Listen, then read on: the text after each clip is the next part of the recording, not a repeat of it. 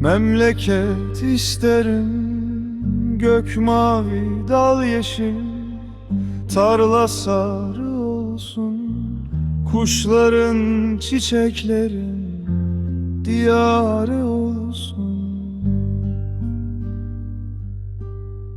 Memleket isterim, ne başta dert ne gönülde hasret olsun.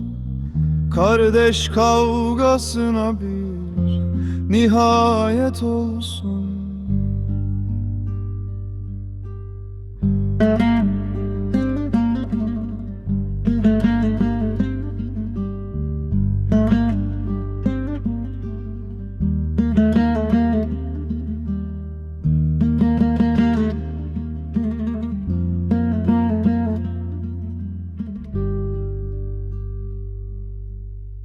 Memleket isterim, ne zengin fakir, ne sen ben farkı olsun.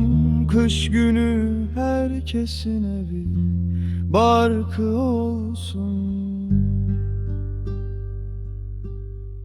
Memleket isterim, yaşamak, sevmek gibi gönülden olsun. Olursa bir şikayet ölümden olsun.